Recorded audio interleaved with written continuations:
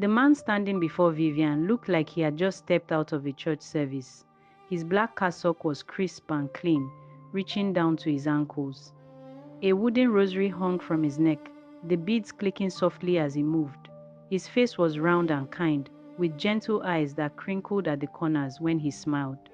He couldn't have been more than 35 years old, but there was something about his demeanor that commanded respect, the way he stood, the way he spoke, the way he carried himself with the quiet authority of someone who had dedicated his life to God. Vivian looked up at him from her small wooden table where her point-of-sale machine sat, the screen glowing in the late afternoon sun. Around them, the junction buzzed with its usual chaos. Okada riders shouting for passengers, market women balancing trays of oranges and bananas on their heads, buses honking impatiently at the traffic lights. Her POS stand was strategically positioned at the corner of a busy intersection in Benin City, right next to a popular fuel station. It was a good spot, a profitable spot. On good days, she could make 10,000 naira or more. On bad days, like today had been, she was still struggling to reach 3,000. The man in the cassock smiled at her warmly. His voice, when he spoke, was soft and measured, the kind of voice that delivered Sunday sermons and offered words of comfort to the sick.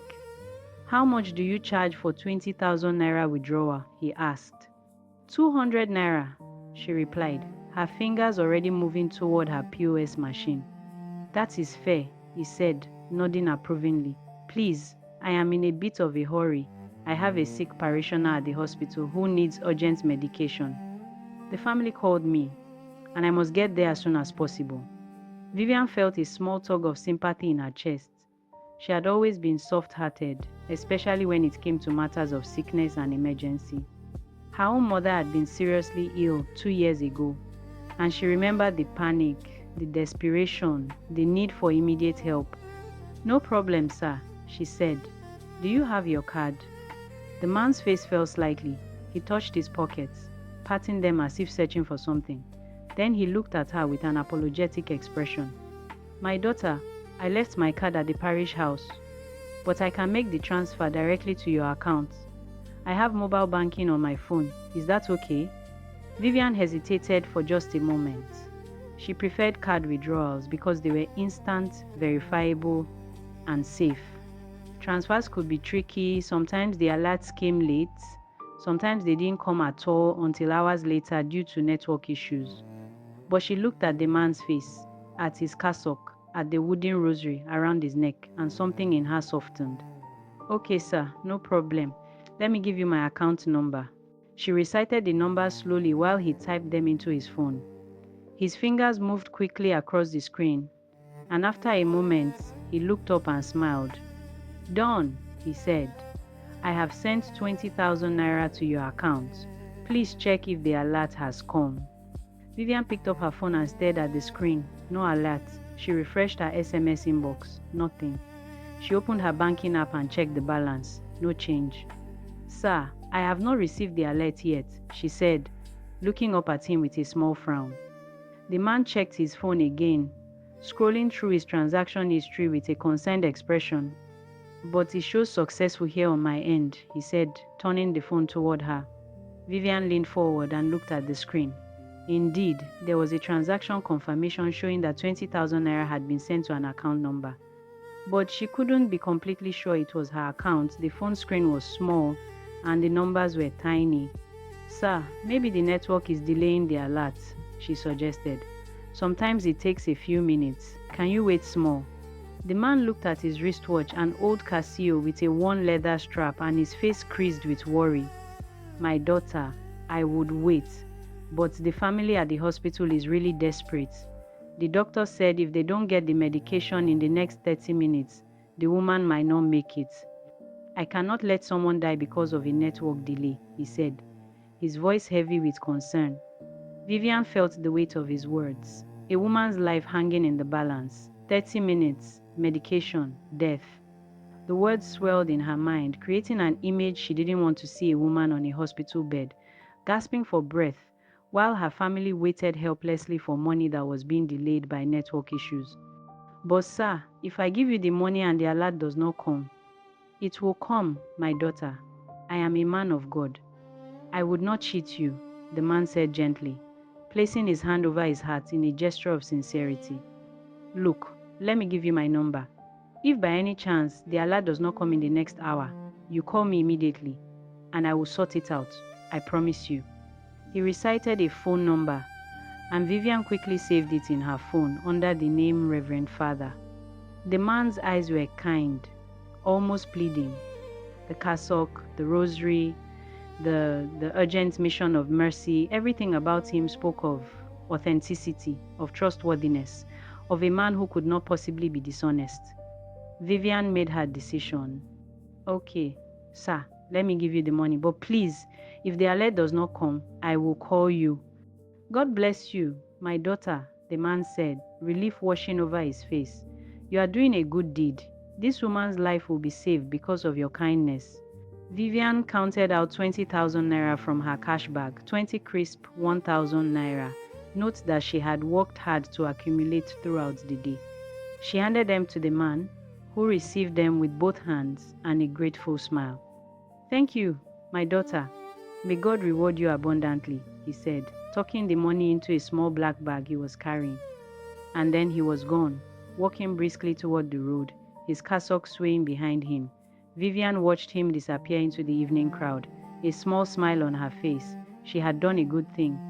She had helped save a life. But that smile would not last long. 3 months earlier, Vivian Osayande had stood in the compound of her family's modest home in Benin City, wearing the white shirt and khaki trousers of the National Youth Service Corps.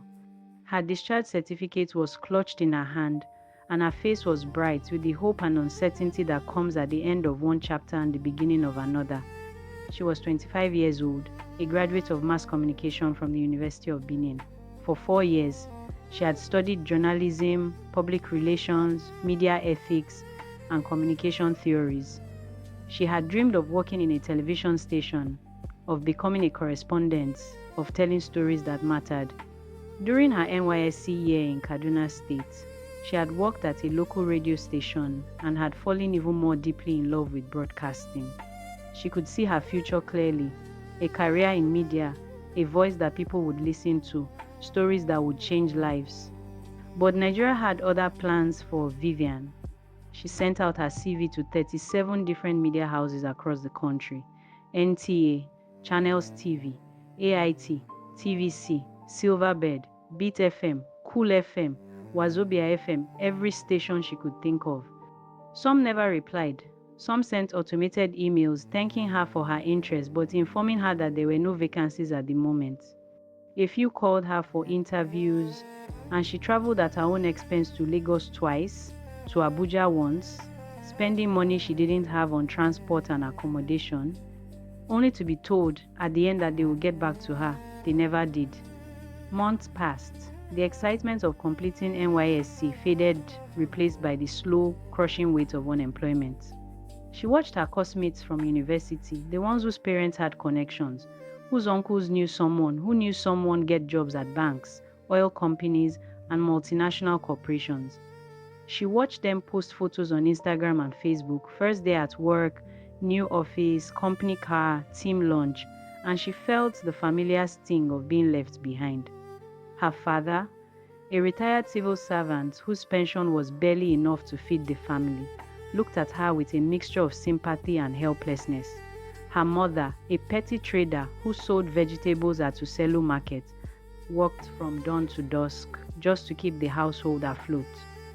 Vivian had 2 younger siblings, still in secondary school. She couldn't keep depending on her parents. She needed to do something. It was her Uncle Tony, her father's younger brother, who suggested the POS business. Uncle Tony was a successful spare parts dealer at New Benin Market. He wasn't wealthy, but he was comfortable. He owned a car, a small house, and had sent all 3 of his children to private schools. He was the kind of man who paid attention to business trends, who noticed opportunities where others saw nothing. One Sunday afternoon, he called Vivian aside after a family lunch. "Viv, how far with the job search?" she asked. sitting on a plastic chair under the mango tree in their compound. "Uncle, I am still trying, but nothing yet," she replied, unable to hide the discouragement in her voice. He nodded thoughtfully, scratching his chin. "You know, this your generation, plenty book but no work. The government cannot employ everybody. The private sector cannot employ everybody. So if you are waiting for white-collar job, you might wait forever," he said bluntly. Vivian said nothing. She knew he was right. "But you see," Uncle Tony continued, "there are other ways to make money. Small business. This POS business that everybody is doing now. Do you know how much those people are making?" Vivian had noticed the POS stands mushrooming all over Benin City at junctions, in front of banks, near fuel stations, outside markets. They were everywhere. Young people, mostly women, sitting with small machines, helping people withdraw cash, make transfers, buy airtime. "Uncle, but is it profitable?" she asked, her interest piqued. "Very profitable," Uncle Tony said, leaning forward with the enthusiasm of someone sharing a business secret. "Look, let me explain how it works. You register with a bank or an aggregator company. They give you the POS machine. Then you need cash, plenty cash, because people will come to withdraw. The way you get the cash is simple. You go to fuel stations or big shops where they have excess cash from sales, and you transfer money to their account. Then they give you the physical cash. Some people charge you small fee for this, some don't. Then when customers come to withdraw, you give them the cash and they pay you a fee. The fee depends on the amount. For 5,000 naira, you charge 50 naira or 100 naira. For 10,000, you charge 100 to 200 naira.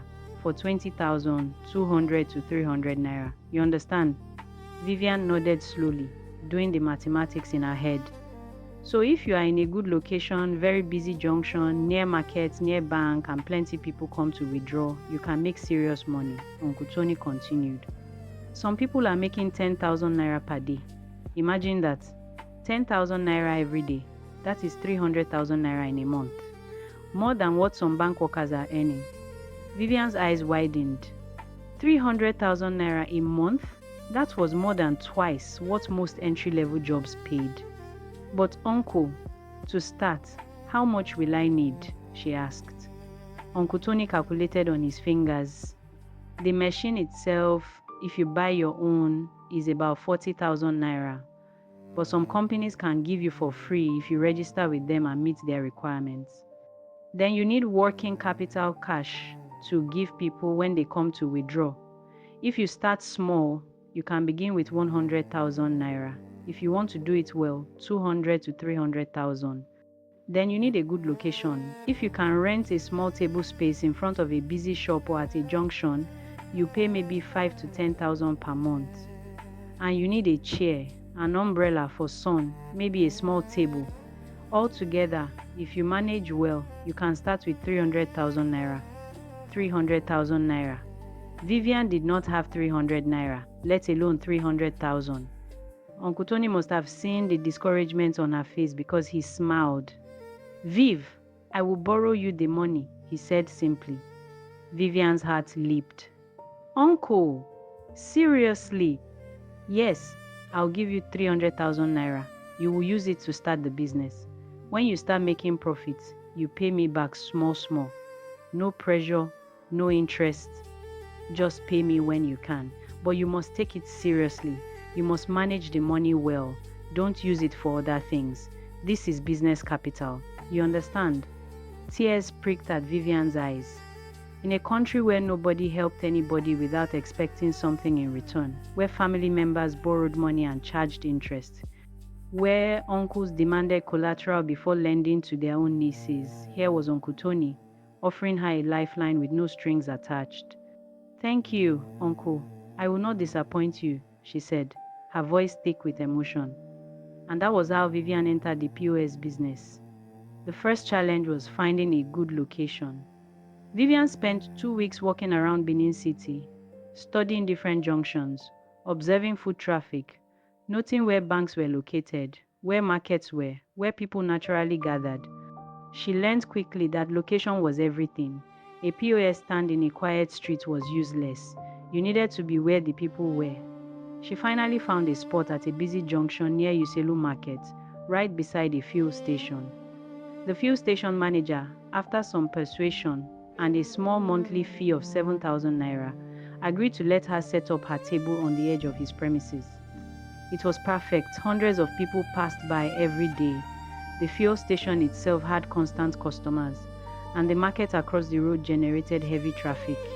Uncle Tony helped her register with an aggregator company and obtain her POS machine.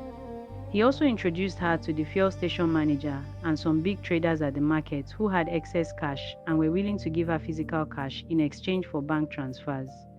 This was crucial. Without access to cash, a POS business could not function. The business model was simple but required constant management.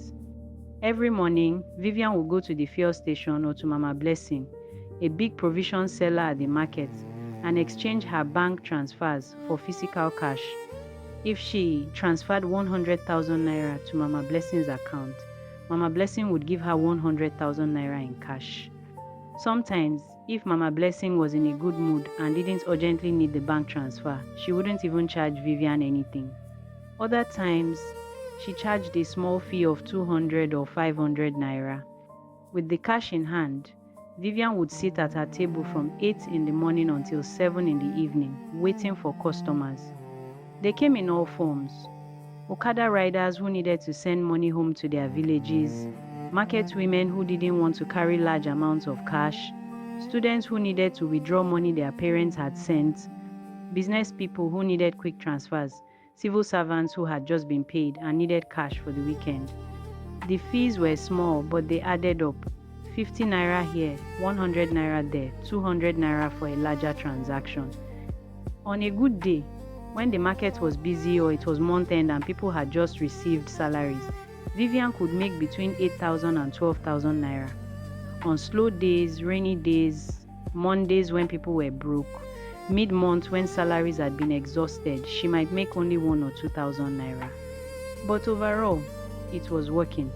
By the end of her first month, after paying back Uncle Tony 10,000 naira and covering her expenses, Vivian had made a net profit of 43,000 naira. It wasn't the glamorous media career she had dreamed of, but it was honest money. It was survival. There was, however, an unexpected complication. Vivian was beautiful, not just pretty, but arrestingly beautiful. She had the kind of face that made people turn and look twice. Her skin was smooth and dark like polished ebony. Her eyes were large and expressive, and her smile could light up even the gloomiest day. She had a figure that her friends jokingly called dangerous curves in all the right places that no amount of modest dressing could completely hide.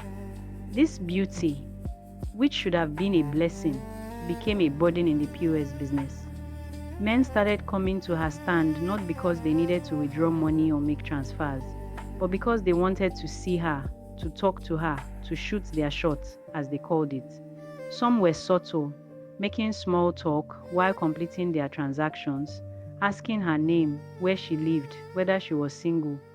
Others were bold and shameless, openly telling her she was too beautiful to be sitting under the sun doing POS, offering to take care of her, promising her a better life if only she would give them a chance. The worst were the ones who assumed that her POS business was just a front, a cover for something else. Hookup, they called it a euphemism for prostitution. Lagos girls had made it popular. Pretty girls who claimed to be into one business or another, but who were actually being sponsored by rich men in exchange for sexual favors. Some people looked at Vivian, saw her beauty, saw her sitting at a POS stand, and concluded that there must be more to the story. Why else would such a beautiful, educated girl be doing POS? She must have a sponsor. She must be doing hookup on the side. Vivian tried to ignore the comments, the stares, the propositions. She focused on her work, treated every customer with professionalism, and kept her personal life private. But it wore on her. Some days, she felt like screaming, "I am not a prostitute. I am a graduate trying to make an honest living. I am doing legitimate business." But she said nothing. She simply came to work every day, served her customers, counted her money at the end of the day, and went home tired but satisfied that she was building something for herself. Until that evening when the man in the cassock came and changed everything. Vivian waited for 1 hour, then 2 hours, then 3 hours. The sun set, and the evening darkness crept over the city. The traffic at the junction began to thin. Vivian kept checking her phone, refreshing her banking app, staring at her SMS inbox. No alerts. She told herself to be patient. Network delays were common. Sometimes alerts came 6 hours late. Sometimes they came the next day. She would wait until morning. If the alert didn't come by morning, she would call the Reverend Father and sort it out. But morning came, and there was still no alert. Vivian's heart began to beat faster. She picked up her phone and dialed the number the man had given her. The phone rang once, twice, 3 times. Then a recorded voice. "The number you have dialed is not available. Please try again later." She tried again. Same results. She tried 10 more times throughout the day, her panic rising with each failed attempt. By afternoon, the truth was beginning to sink in, cold and terrible. She had been scammed. That evening, after closing her stand, Vivian went home and locked herself in her room. She sat on her bed and stared at the wall, the reality of what had happened washing over her in waves. 20,000 naira. Gone. Stolen. By a man in a cassock. A man with a wooden rosary. A man who spoke softly about dying patients and urgent medication. She tried to tell herself it wasn't her fault, that anyone would have done the same thing, that the man was a professional con artist who knew exactly how to manipulate people's emotions and trust. But it didn't help. She felt stupid, naive, gullible. 20,000 naira was not just money. It was 2 weeks of work. It was part of what she was supposed to use to pay back Uncle Tony. It was her business capital, the foundation of her livelihood. And now it was gone, stolen by a fake priest who probably wasn't even religious, who probably wore that cassock only to exploit people's trust in men of God. Vivian cried that night. She cried for the money she had lost, for the trust that had been violated, for the naivety that had cost her so dearly. She cried because she had worked so hard to build something, and in one foolish moment of misplaced compassion, she had lost a significant portion of it. But more than the money, what hurt was the betrayal. She had genuinely believed she was helping save a woman's life. She had genuinely believed that the man was who he said he was. And that belief, that trust, had been weaponized against her. The next morning, she went to the police station to report the incident. The officer at the desk listened to her story with a bored expression, occasionally yawning as she spoke. "Madam, you said the man wore cassock," the officer asked when she finished. "Yes, sir." "And he gave you phone number that is not reachable?" "Yes, sir." The officer shook his head and chuckled. "Madam, that man is a professional. He has done that many times. We hear the same story every week. Different people, same method. Cassock, rosary, sick person in hospital, urgent medication. It's the same script. And the phone number he gave you is just random number. Sometimes it works for small time, then they block you. Sometimes it does not work at all from beginning. So what can you do to help me?" Vivian asked, desperation creeping into her voice. The officer leaned back in his chair and scratched his belly. "Madam, what do you want us to do? You did not see the person face well. You do not know where he lives. The phone number does not work. How do we track him?" the officer asked, spreading his hands. "But sir, you are police. You can investigate." "Madam," the officer interrupted, his tone now slightly irritated. "We have plenty cases to investigate. Armed robbery, kidnapping, murder. You want us to leave all those ones come to be looking for someone that collected 20,000 naira from POS operator? I beg, take it as experience. Next time, don't trust anybody. Even if it's Jesus Christ himself that comes wearing white garments. Don't give money until alert enters your phone. That is the rule of POS business." Vivian left the police station feeling even more hopeless than when she arrived. There would be no investigation, no justice, no recovery of her money. The fake priest had won, and she had lost. For the next few weeks, Vivian struggled. The loss of 20,000 naira created a hole in her working capital that affected her ability to serve customers. Sometimes, when big customers came wanting to withdraw 50 or 60,000 naira, she couldn't serve them because she didn't have enough cash. She would have to apologize and watch them go to a competitor stand down the road. She became paranoid about transfers. Even when customers showed her transaction receipts, even when she could see the debit alert on their phones, she would insist on waiting for her own alert to come before releasing any cash.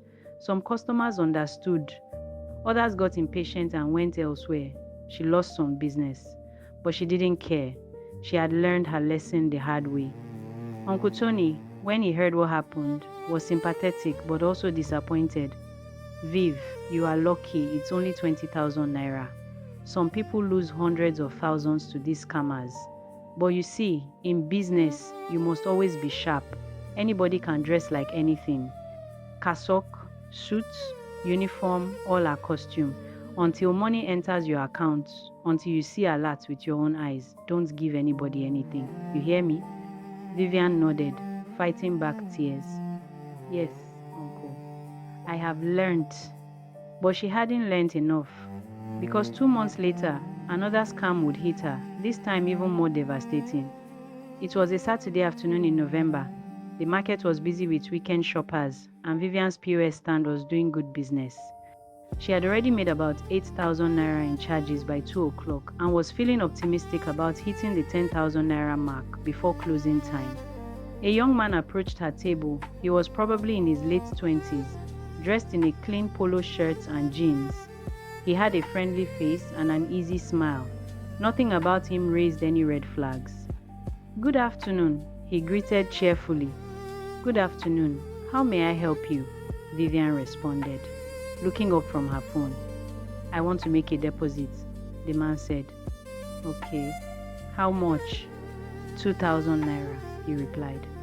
Vivian picked up her POS machine and pressed the button for deposits. A menu appeared on the screen, and she selected the option for bank deposits.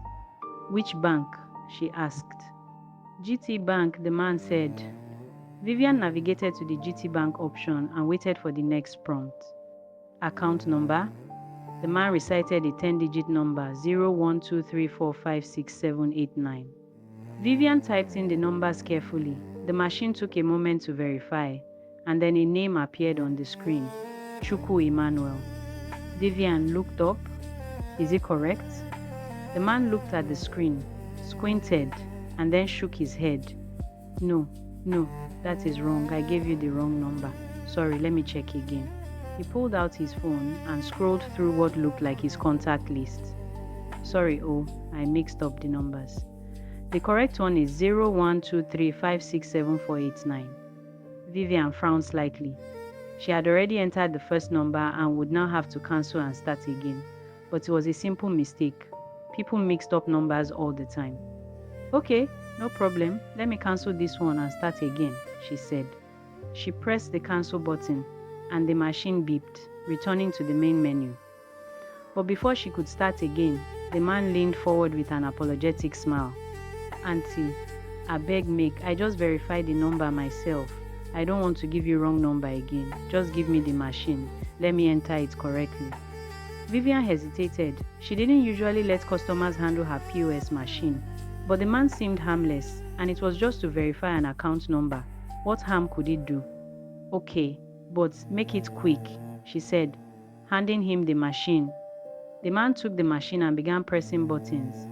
Vivian watched as he navigated the menu, selected GT Bank, and began typing. She couldn't see the screen clearly from her angle, but she assumed he was just entering the account number. What she didn't see, what she had no reason to look for, was that the man wasn't just entering the account number. After typing in the correct account number and verifying that the name matched, he quickly navigated back one step in the menu to where the amount was supposed to be entered. The man quickly typed 20,000 naira instead of 2,000. Then he handed the machine back to Vivian with a satisfied smile. "Okay, it's correct now." "The name is Adeyemi Folake," he said. Vivian took the machine and glanced at the screen. She saw the name Adeyemi Folake displayed, confirming that the account number was correct. She didn't think to check the amount field again. Why would she? She had already told him she was depositing 2,000 naira. She had already entered 2,000 naira. There was no reason to check it again. She pressed the button to proceed, and the machine prompted her to enter her PIN. She typed in her 4-digit PIN quickly, a sequence she had entered hundreds of times every day. The machine beeped, processing the transaction. A moment later, the receipt began printing. Transaction successful. Amount: NGN 20,000.00. Account name: Adeyemi Folake. Vivian tore off the receipt and handed it to the man along with the POS machine for him to see the confirmation. Okay, that will be 2,000 naira plus 100 naira charge. Total is 2,100 naira, she said, extending her hand to collect the money. The man pulled out a small wad of cash from his pocket and counted out 2,100 naira in dirty, crumpled notes. He handed them to Vivian with a grateful smile. "Thank you, Auntie. God bless you," he said cheerfully. "You are welcome," Vivian replied, tucking the money into her cash bag. The man walked away, disappearing into the crowd of people at the junction. Vivian continued with her work, serving other customers, making transfers, selling airtime. The afternoon wore on, and business was brisk. By 5 o'clock, she had made 11,000 naira in charges. It was a good day.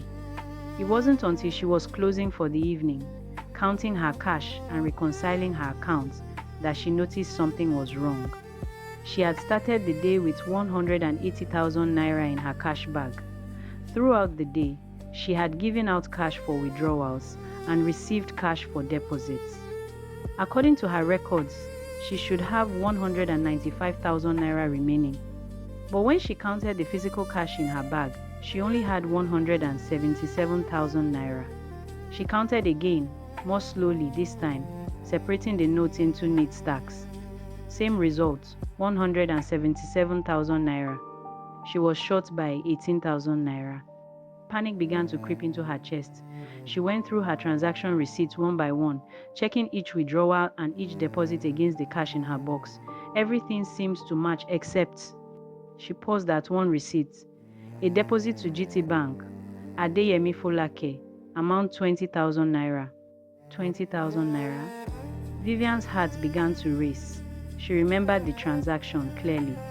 The young man who wanted to deposit 2,000 naira, who gave her the wrong account number first, then asked to verify it himself, who handed her back the machine, who paid her 2,100 naira. But the receipt said 20,000. Vivian's hands began to shake. She checked the transaction history on her POS machine. There it was. Deposit to GT Bank, Adeyemi Folake, NGN 20,000.00. 20,000 naira had been debited from her account, but the man had only given her 2,000 naira. She had lost 18,000 naira. The realization hit her like a physical blow. She had been scammed again. The man hadn't made a mistake with the account number. That was just a distraction, a misdirection to get her to hand him the POS machine. And when he had the machine, he had quickly changed the amount from 2,000 to 20,000, knowing that she wouldn't check again because she was confident she had entered the correct amount earlier. It was brilliant. It was calculated. It was devastatingly effective. Vivian sat at her table, staring at the receipt in her hand, and felt tears streaming down her face. Not again. Please, God, not again. 18,000 naira. Gone. Stolen. By a smiling young man in a clean polo shirt who had called her auntie and wished her God's blessings. She tried calling the bank to reverse the transaction, but the customer service representative told her it was impossible. The transaction had been authorized with her PIN. It was a legitimate deposit. There was no fraud from the bank's perspective. If she wanted to recover the money, she would have to contact the account holder directly or report the matter to the police. Vivian already knew how that would end. The police would tell her the same thing they told her the last time. Take it as experience. Next time, be careful. She closed her stand early that evening and went home. She didn't tell her parents what had happened. She didn't tell Uncle Tony. She didn't tell anyone. She just went to her room, lay on her bed, and cried until she had no tears left. In the space of 2 months, she had lost 38,000 naira to scammers. 38,000 naira that had taken weeks of hard work to accumulate. 38,000 naira that should have been profits, that should have been used to expand her business, that should have been used to pay back Uncle Tony and maybe even save toward renting a better location. Now it was gone. And she felt like a failure. She thought about quitting the POS business. Maybe it wasn't for her. Maybe she was too trusting, too naive, too soft-hearted for a business that required constant vigilance and suspicion. Maybe she should go back to sending out CVs, hoping for a job that might never come. But then she thought about Uncle Tony, who had believed in her enough to lend her 300,000 naira with no collateral and no interest. She thought about her parents, who were proud of her for starting a business instead of sitting at home waiting for a miracle job. She thought about her regular customers, Mama John, who sold tomatoes and always came to send money to her son in university, Mr. Ibrahim, the Okada rider, who withdrew 5,000 naira every Friday to take home to his family, Sister Joy, the hairdresser, who deposited money into her account every evening after closing her shop. These were good people, honest people, people who depended on her service. She couldn't let two scammers destroy everything she had worked for. So Vivian made a decision. She would continue, but she would be smarter, harder, more careful. The next morning, she went back to her stand with red, swollen eyes but a determined heart. She had written down new rules for herself in a small notebook. 1. Never release cash until alert comes, no matter who the person is or what emergency they claim to have. 2. Never let customers touch the POS machine, ever. 3. Always verify the amount on the screen before entering PIN, even if you are sure you typed it correctly. 4. If something feels wrong, trust your instincts. It is better to lose a customer than to lose money.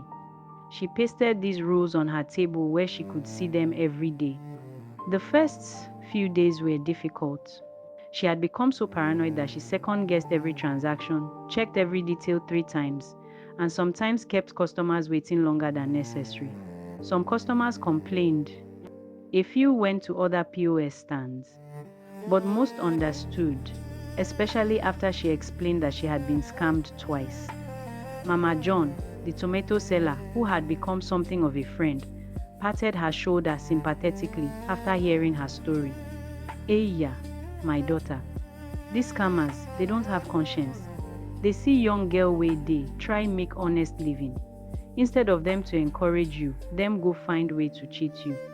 But don't worry, there is God.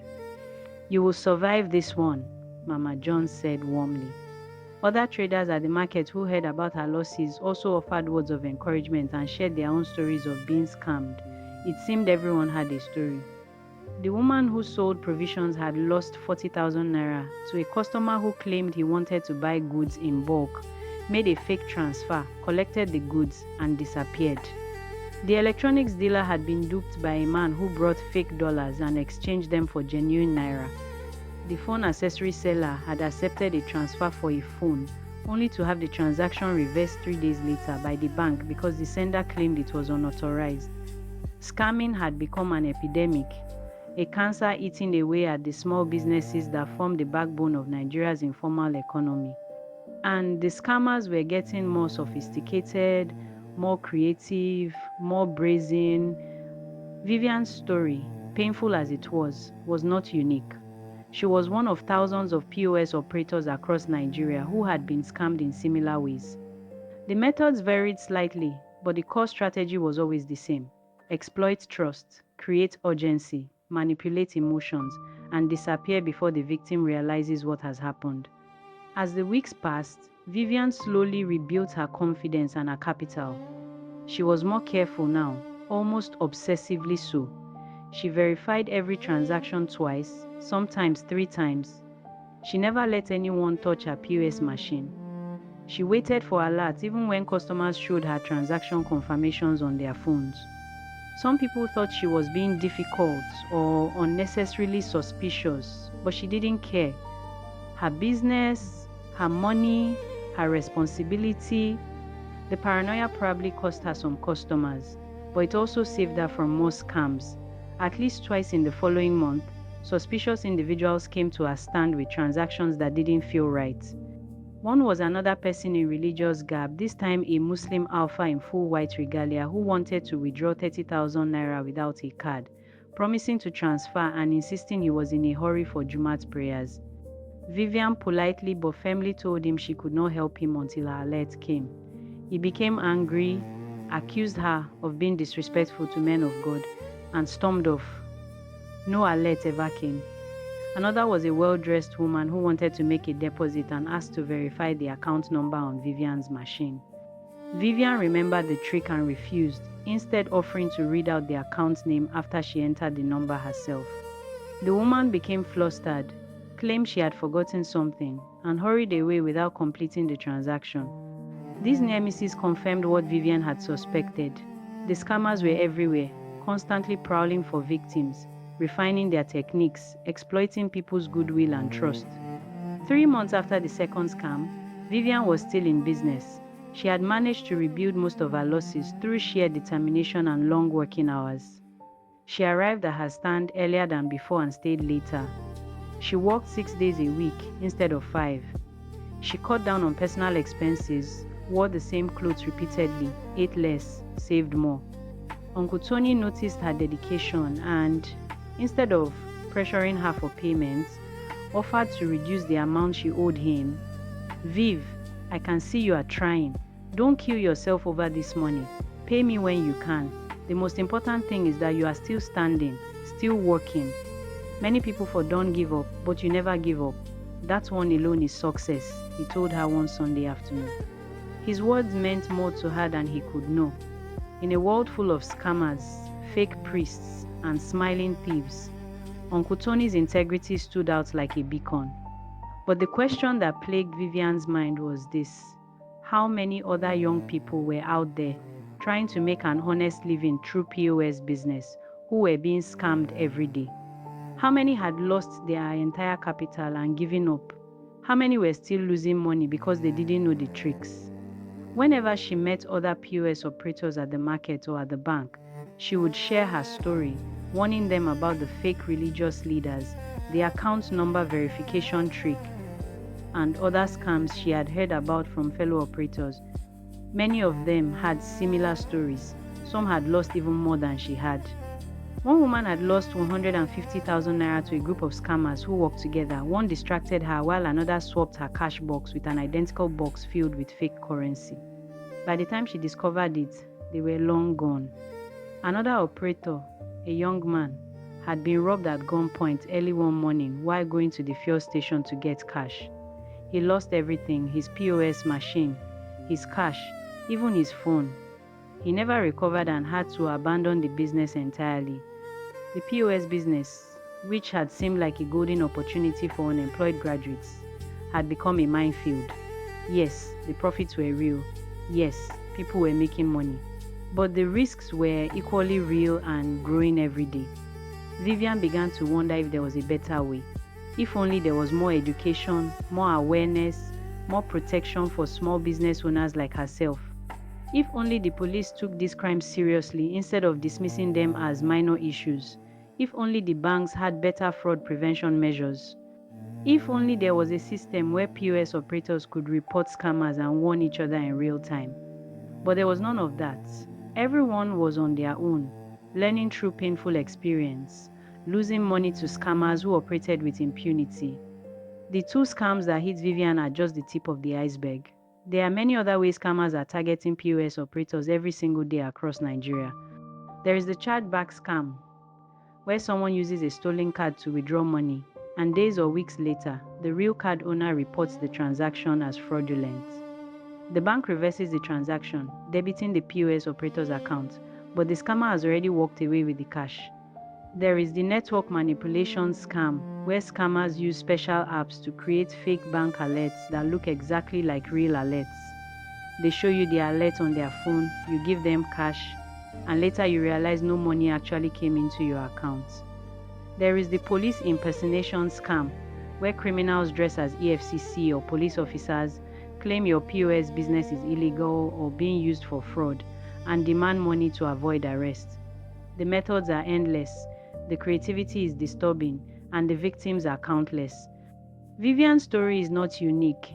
It is the story of thousands of young Nigerians who are trying to survive in an economy that offers few opportunities, trying to build something from nothing, trying to make honest money in a country where dishonesty seems to pay better. If you are a POS operator watching or listening to this, you probably have your own story. Maybe you've been scammed. Maybe you know someone who has been scammed. Maybe you've had close calls that could have ended badly. This is why this story is being told. Not just to share Vivian's pain, but to warn others, to educate, to create awareness, to hopefully prevent someone else from making the same mistakes. Vivian learned these lessons the hard way, losing 38,000 naira in the process. But her biggest lesson was this: in Nigeria's informal economy, where there is little regulation, little protection, and little recourse, when things go wrong, you must be your own protector. Nobody is coming to save you. The police won't help. The banks won't help. The government won't help. You must help yourself. This reality is harsh, but it is true. And yet, despite everything, despite the losses, despite the scams, despite the tears and the paranoia and the hardened hearts, Vivian is still in business. She is still at her junction every morning at 8 o'clock. She is still serving customers, still making transfers, still giving out cash, because what else can she do? In a country where unemployment is rampant, where graduates are driving Okadas and selling recharge cards, where hope is a luxury most people cannot afford, the POS business, with all its risks and dangers, is still better than nothing. It is still a way to survive, a way to eat, a way to help your family, a way to maintain some dignity in an undignified situation. So Vivian persists, scarred but standing, wounded but working, trusting less but trying more. And her message to you, whether you are a POS operator or a customer, whether you are in Nigeria or anywhere else in the world where small business owners are being exploited, is this: be careful, be vigilant, be suspicious, because the scammers are out there and they are good at what they do. But also, be kind to your POS operators. Understand that they are not just transaction machines. They are people trying to make a living. When they seem paranoid, when they double check everything, when they make you wait for alerts, they are not being difficult. They are protecting themselves from scams that could destroy their businesses. If you've ever been scammed, or if you know other POS scams that weren't mentioned in this story, please share them in the comments below. Your experience could save someone else from the same fate. Your warning could prevent another young person from losing their hard-earned money to a smiling criminal in a cassock or a clean polo shirt. Thank you for watching. Please subscribe for more real-life stories on this channel.